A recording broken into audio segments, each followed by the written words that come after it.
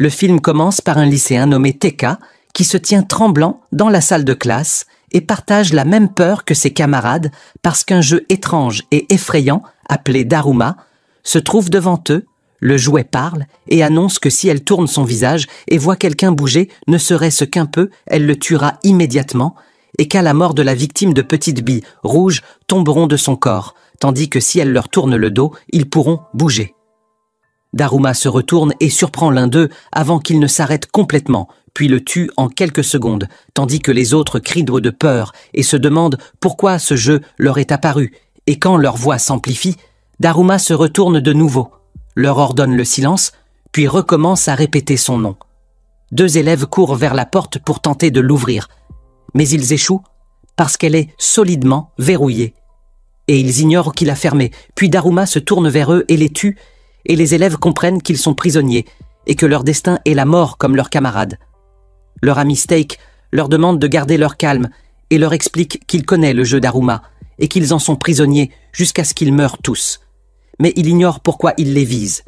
Puis Steak regarde Teka et nous ramène à un passé proche où Teka essayait de voler un jeu dans un magasin de jeux vidéo quand Steak est apparu et lui a dit qu'il volait sans doute pour la première fois, puis lui a montré un endroit sans caméra de surveillance d'où il pouvait voler.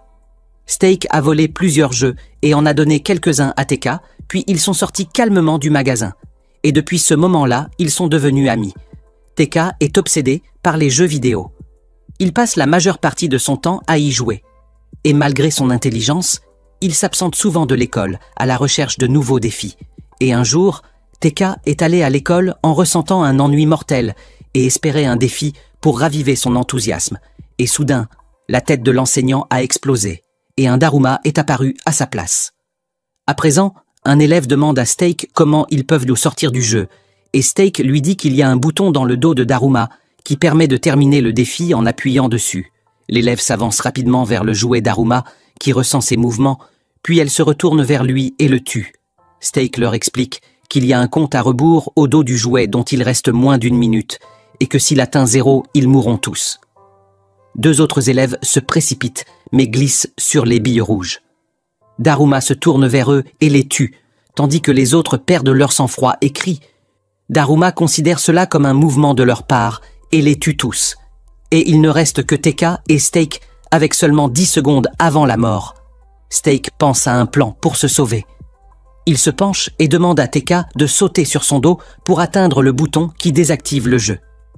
Teka fait ce que Steak lui demande et appuie sur le bouton à la dernière seconde. Daruma tombe en disant que le jeu est terminé Steak, et Teka se réjouissent. Mais le jeu les trahit en tuant Steak, et dit à Teka qu'il est le seul gagnant, parce que c'est lui qui a appuyé sur le bouton et le traite de souris, que le chat poursuivra. La porte de la salle de classe s'ouvre, et leur camarade Ashika apparaît stupéfaite, mais Teka la rassure. Puis Ashika lui dit qu'elle était dans un défi Daruma, et qu'elle a survécu seule après la mort de ses compagnons. Teka lui dit que la même chose lui est arrivée et lui propose d'appeler la police, mais il n'y a aucun réseau. Puis Daruma apparaît annonçant un nouveau défi. Teka s'enfuit avec Ashika à la recherche d'une sortie. Ils trouvent de toutes les portes fermées et les vitres incassables. Alors la porte du gymnase s'ouvre seule, puis se referme derrière eux. Et à l'intérieur, ils voient un groupe d'élèves vêtus de costumes de souris. Teka comprend que c'est le défi suivant, et avec Ashika, il remarque une grande phrase au sol disant qu'il faut accrocher la cloche au cou du chat pour que le jeu se termine. Puis quelqu'un leur propose un costume de souris que Teka et Ashika refusent de porter parce qu'ils ne voient aucun chat et soudain, la terre tremble et un trou s'ouvre d'où sort un gigantesque chat blanc qui dévore toute personne portant le costume de souris. Les élèves s'enfuient et Ashika trébuche. Teka l'aide, puis ils trouvent une cloche en forme de balle équipée d'un minuteur. Teka déduit qu'ils doivent jeter la cloche à l'intérieur de l'anneau autour du cou du chat avant la fin du temps. Puis il explique aux élèves effrayés ce qu'ils doivent en faire. Un habile basketteur s'élance, fait passer son ballon avec succès à travers l'anneau, mais le chat saisit la cloche avant qu'elle n'entre dans l'anneau, puis il écrase l'élève contre le mur, le tue puis mange un autre élève, portant le costume de souris. Ensuite, il fixe Teka, sans le dévorer, et cherche d'autres souris. Teka comprend que le chat dévore toute personne portant le costume de souris. Il ordonne donc à tous les élèves de retirer le costume, ils obéissent et pensent être en sécurité. Mais le chat s'emporte et les attaque au hasard, pendant qu'Ashika a trouvé la cloche. Il ne reste que 3 minutes, puis le chat s'approche d'elle pour la dévorer. Teka met un costume de souris et crie pour l'attirer loin, elle le poursuit. Mais Teka esquive avec agilité et demande aux élèves de lancer la cloche, mais ils gardent le silence par peur du chat. Teka entend soudain la voix du chat et se rend compte qu'il le comprend, grâce au costume de souris, et que personne d'autre ne l'entend. Le chat dit que son dos le démange et qu'il veut que quelqu'un le gratte pour qu'il puisse dormir. Alors Teka saute sur son dos, attrape la corde autour de son cou et lui gratte le dos jusqu'à ce que le chat se détende, puis il appelle les élèves à l'aider.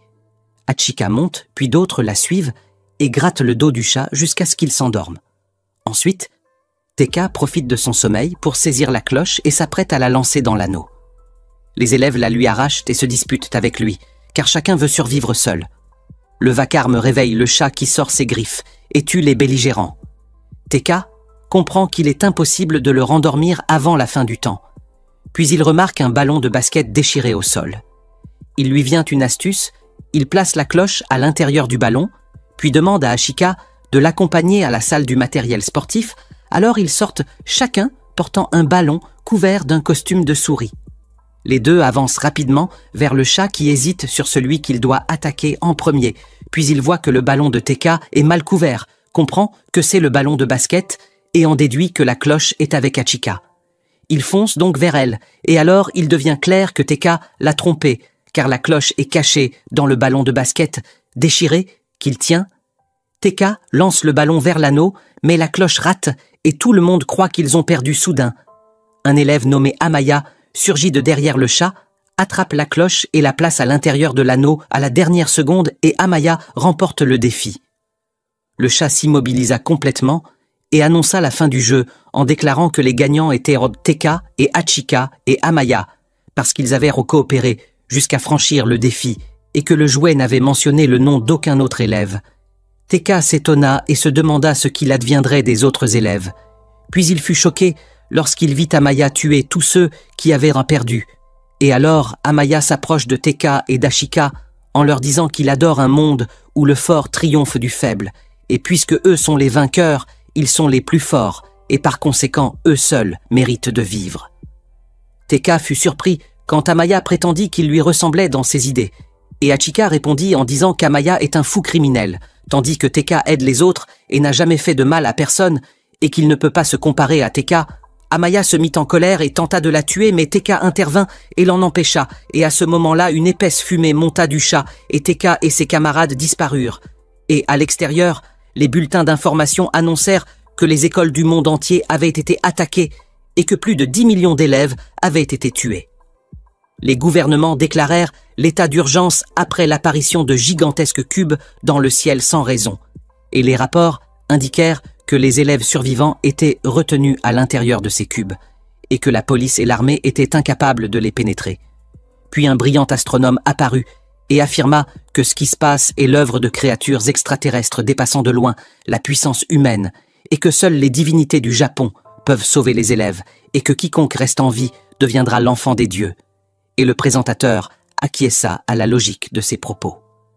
À l'intérieur du cube flottant au-dessus du Japon, Teka reprit connaissance et se trouva dans une pièce blanche vêtue d'une robe blanche, et il vit devant lui Shoko, qu'il connaît portant la même robe, et elle lui dit qu'elle avait survécu au défi de son école dans le jeu, et qu'elle s'était évanouie puis s'était réveillée pour se retrouver ici, et son regard trahissait son amour pour Teka, tandis que lui ne prêtait pas attention à ses sentiments envers lui.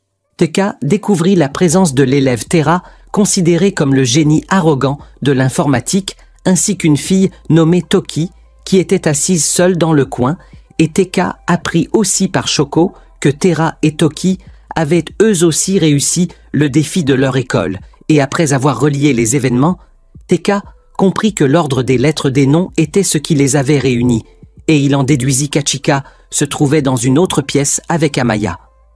Teka se sentit inquiet pour elle et tenta d'ouvrir la porte pour la sauver, mais la porte était verrouillée et Tera lui assura qu'ils étaient détenus jusqu'à ce qu'ils affrontent d'un nouveau défi et que seul le gagnant quitterait la pièce. Puis il afficha sur l'écran les bulletins d'information confirmant leur présence à l'intérieur des cubes célestes.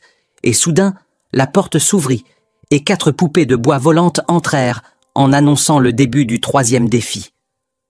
L'une des poupées proposa à Terra d'être le premier participant, et Terra accepta avec arrogance, et les poupées expliquèrent les règles d'un jeu japonais familier où le joueur s'assoit par terre, les yeux bandés, tandis que les poupées tournent autour de lui en chantant. Puis lorsqu'elles s'arrêtent, le joueur doit deviner en 10 secondes qui se tient derrière lui, et s'il se trompe, il perd le défi. Et il semble que Terra pensait que le jeu était facile. Alors il couvrit ses yeux et s'assit. Les voix des poupées étaient presque identiques, et ainsi Terra se trompa dans sa réponse. Et à ce moment-là, l'une des poupées ouvrit ses yeux et lança un rayon laser qui le maîtrisa et le força à écraser sa tête contre le sol jusqu'à ce qu'il meure. Puis les poupées choisirent Toki, qui refusa de relever le défi à cause de la terreur qui la dominait. Alors elles lui dirent que refuser de jouer signifie la mort, et Toki fut contrainte de jouer. Et après la fin du chant, elle tarda à répondre par peur d'elle, et elle fut déclarée perdante. Toki tenta de s'enfuir, mais les poupées l'encerclèrent, et l'une d'elles la frappa d'un rayon laser, puis lui saisit les jambes jusqu'à les arracher de son corps, et Toki mourut sur le champ. Et lorsque ce fut au tour de Shoko, Tekka intervint pour jouer à sa place, et les poupées acceptèrent dans sa demande. Puis Tekka banda ses yeux, et les poupées tournèrent en chantant. Puis elles lui demandèrent « Qui est derrière toi ?» et Tekka donna la bonne réponse, ce qui étonna les poupées. Et elles lui demandèrent comment il avait deviné. Tekka leur dit qu'il avait enregistré leur voix pendant le chant, qu'il avait distingué le timbre de chacun et mémorisé l'ordre de leurs mouvements. Et alors les poupées explosèrent et disparurent, et laissèrent une grande clé. Puis Shoko se précipita vers Tekka et le serra dans ses bras en le remerciant de lui avoir sauvé la vie. Puis Tekka prit la clé avec Shoko, et ils quittèrent la pièce, et à l'extérieur, ils rencontrèrent l'élève Yuto, qui courait tenant une clé, tandis qu'une poupée le poursuivait parce qu'il était seul. Yuto implora Shoko et Tekka, et leur demanda de se tenir les mains, car les poupées tuent toute personne qui n'a pas d'amis. Alors Tekka prit la main de Shoko, et quand Yuto les rejoignit, il prit la main de Tekka, et la poupée les laissa tranquilles, et Shoko ressentit une terreur profonde, et supplia Tekka de ne pas l'abandonner, et Tekka lui promit de la protéger, et soudain, ils entendirent les cris d'Achika, tout près, et il semblait qu'une poupée la poursuivait. Tekka lâcha la main de Shoko et partit saisir les mains d'Achika avant que la poupée ne lui saute dessus pour la tuer. Et ailleurs, les 2 élèves Sandy et Mindy portaient là 2 clés et furent du surpris par un mur d'où sortit un énorme appareil avec un compteur et 7 emplacements pour les clés, tandis que Tekka et ses compagnons arrivèrent après avoir entendu le bruit de l'appareil, et le jeu annonça qu'il était nécessaire de placer 7 clés dans leur position correcte par 7 personnes. Les 6 élèves ne disposaient que de 4 clés, ce qui signifie qu'ils avaient besoin de 3 clés supplémentaires et d'une autre personne, car ils n'étaient que 6. Et Tekka voulait chercher les clés et une 7e personne, mais le temps ne le lui permit pas et soudain, 3 clés tombèrent devant eux. Et Amaya apparut tenant un élève qui l'avait forcé à l'accompagner pour ne pas rester seul et être tué par la poupée, puis tout le monde se réjouit d'avoir les 7 clés, mais ils étaient désormais 8 personnes. Amaya décida de tuer l'élève qui l'avait forcé à venir avec lui pour que le nombre reste 7, déclarant qu'il n'avait eu besoin de lui que quelques instants pour lui tenir la main. Mais Tekka s'irrita de la présence d'Amaya parmi eux et n'eut pas d'autre choix que de coopérer avec lui, car sans lui tout le monde mourrait. Ensuite les 7 clés furent placées, le compteur s'arrêta et le jeu annonça leur victoire et leur ordonna de changer de vêtements, puis il disparut et ouvrit un tunnel dans le mur pour le défi suivant. À l'extérieur, tout le peuple japonais suivait les événements du jeu sur les écrans des places publiques, attendant de savoir lequel des élèves l'emporterait, tandis qu'à l'intérieur du tunnel, Tekka et ses compagnons débouchèrent dans un lieu recouvert de neige, et un gigantesque ours blanc apparut en tournant autour d'eux. Puis il s'arrêta en annonçant qu'il détestait le mensonge, et que le nouveau défi consistait à répondre honnêtement à ces questions, et que s'il sentait que quelqu'un ment, les autres devraient désigner le menteur en 2 minutes ou ils mourraient tous. L'ours posa sa première question. « Quel est votre plat préféré ?» Et la question sembla facile. et les élèves y répondirent. Mais l'ours détecta l'odeur du mensonge et leur dit que l'un d'eux mentait en leur accordant 2 minutes pour choisir le menteur. Puis les accusations mutuelles commencèrent, jusqu'à ce que Sandy et Mindy désignent Yuto, parce qu'il avait dit qu'il aimait le persil et ils insistèrent pour l'accuser malgré sa défense, et Amaya les approuva en y prenant plaisir, tandis que l'ours fondit sur Yuto et l'écrasa sous sa patte et le tua. L'ours passa à la 2e question et dit « Aimez-vous Teka ?» Ashika répondit qu'elle l'aimait depuis l'enfance et Shoko dit qu'elle l'aimait aussi, et Amaya déclara qu'il aimait également Teka, tandis que Sandy et Mindy affirmèrent qu'ils ne le connaissaient pas, donc qu'ils ne l'aimaient pas. Et lorsque vint le tour de Teka, il dit qu'il ne s'aimait pas lui-même, et l'ours se mit en colère, en annonçant que l'un d'eux mentait et Ashika pointa Amaya en affirmant à l'ours qu'il était le menteur, car il est impossible qu'Amaya aime Teka, parce qu'Amaya est une personne maléfique qui n'aime que lui-même, mais Amaya nia cela. Mindy et Sandy accusèrent Shoko d'être la menteuse sous prétexte qu'elle venait d'une école différente de celle de Teka, et qu'elle prétendait pourtant l'aimer.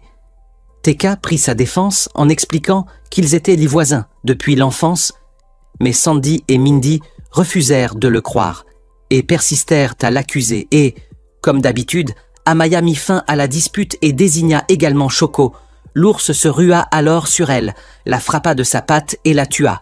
Puis il se prépara à poser la question suivante à Teka et à ses compagnons, mais Teka le coupa en lui affirmant qu'il savait qui mentait. L'ours fut stupéfait lorsque Teka l'accusa de mentir et lui expliqua qu'au moment où le sang de Shoko avait éclaboussé sa patte, la blancheur de sa fourrure avait disparu, révélant que sa couleur véritable était noire et non blanche. Alors l'ours s'effondra et tenta de les attaquer avant de succomber, mais ils esquivèrent ses coups jusqu'à ce qu'il s'abatte au sol et que son corps commence à fondre. Puis il rendit l'âme, et aussitôt Teka et ses compagnons furent transportés ailleurs, découvrant qu'ils se trouvaient dans une forteresse médiévale, et 3 poupées apparurent devant eux. Les poupées les saluèrent et annoncèrent le nouveau défi qui prenait la forme d'une partie de cache-cache. L'un d'eux serait choisi pour chercher les autres, et ce chercheur devait grimper sur un point élevé, prendre une boîte et la placer dans un cercle tracé au sol, puis lancer le compte à rebours jusqu'au coucher du soleil. Chaque élève aperçu verrait son nom prononcé, serait capturé et emprisonné, jusqu'à ce que le chercheur en trouve 3. Après quoi, il reviendrait donner un coup de pied dans la boîte et gagnerait tandis que ses compagnons seraient exécutés. Si le joueur échouait à en trouver un seul et qu'un des cachés atteignait la boîte et la frappait avant le coucher du soleil, le chercheur perdait et les autres gagnaient. Les poupées les avertirent qu'une explosion colossale pouvait se produire si la boîte explosait. Puis elles procédèrent à un tirage au sort entre Teka et ses amis, et le choix tomba sur Amaya, qui se réjouit. Sandy et Mindy s'enfuirent dans une direction tandis que Teka et Ashika coururent dans une autre. Mais il frappa. L'une des poupées fit tomber la boîte, la posa dans le cercle et se lança à leur poursuite. Sandy et Mindy furent stupéfaits lorsqu'il les trouva, prononça leur nom et leur ordonna de se rendre à la prison. Ils refusèrent et tentèrent de le frapper, mais Amaya les domina aisément et les maîtrisa. Pendant ce temps, Teka et Ashika, cachés dans la forteresse, observaient la scène depuis une haute fenêtre, mais Amaya les aperçut et repéra leur cachette. Teka attacha rapidement une corde pour descendre par la fenêtre. Ashika décida de sortir pour le distraire, afin de donner à Teka une chance de fuir, d'atteindre la boîte et de sauver tout le monde. Amaya captura Ashika, puis poursuivit Teka, mais constata qu'il s'était échappé.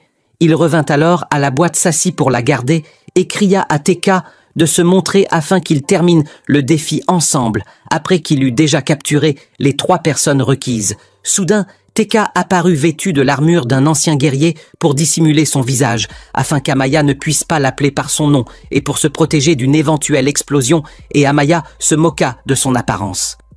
Teka leva son épée pour le menacer, mais l'arme lui échappa des mains et la situation devint critique. Il tenta de s'enfuir lentement à cause du poids de l'armure, tandis qu'Amaya le suivait calmement jusqu'au rempart, où il arracha le casque du visage de Teka et prononça son nom. Il ne lui restait plus qu'à se diriger vers la boîte pour lui donner un coup de pied et remporter la victoire. Mais lorsqu'Amaya s'en approcha, il découvrit qu'elle était attachée par une chaîne solide, parce que Teka l'avait entravé lorsqu'il s'était approché pour lui retirer son casque. Amaya admit enfin que Teka l'avait dupé parce que la chaîne était reliée à l'armure, et il essaya de le convaincre de le libérer afin qu'ils frappent la boîte ensemble et gagnent tous les deux. Mais Teka refusa en lui affirmant qu'il aurait souhaité une autre vie pour comprendre la valeur de la sienne après avoir perdu ses plus chers amis dans ce jeu. Puis Teka sauta dans la mer en entraînant Amaya avec la chaîne. Amaya faillit tomber avec lui, mais se sauva à la dernière seconde en se raccrochant au bord du rempart tandis que Teka se débarrassa de l'armure et escalada le mur pour revenir dans la forteresse. Amaya tira violemment, l'armure se libéra de la chaîne et courut vers la boîte pour la frapper avant Teka, qui rassembla ses dernières forces et donna un coup de pied dans la boîte avant lui libérant ainsi ses compagnons. Tout le monde craignit l'explosion attendue, mais la boîte n'explosa pas. Les poupées réapparurent et annoncèrent à Teka et à ses amis qu'ils avaient en gagné en expliquant que la bombe dans la boîte n'était qu'un artifice pour augmenter la tension. Et elles proclamèrent la victoire de Teka. Des feux d'artifice illuminèrent le ciel pour célébrer la fin du jeu. Et Teka et ses compagnons se réjouirent, car ils allaient enfin sortir vivants. Les poupées leur offrirent même des glaces. Teka s'assit avec Hachika pour déguster une glace et parler de leur vie après la sortie du jeu. Mais les poupées revinrent soudain et leur dirent que chaque défi franchi exigeait une compétence différente et qu'au final, le hasard déciderait de qui vivrait et de qui mourrait. Elles expliquèrent que le bâtonnet de glace renfermait le destin de chacun. Celui d'Hachika annonçait la mort, celui de Teka, qu'il vivrait, et celui d'Amaya indiquait également qu'il vivrait. Sandy et Mindy reçurent eux aussi le verdict de la mort, comme la jeune Hachika. Puis une quatrième poupée, plus petite, apparut et lança un rayon laser qui fit disparaître Hachika, Sandy et Mindy. Le jeu prit fin définitivement, et après cela, Teka et Amaya se retrouvèrent sur le toit du cube blanc, tandis que tout le peuple japonais en dessous les acclamait pour avoir surmonté le défi, scandait leurs noms et les saluait sous le titre d'enfants des dieux.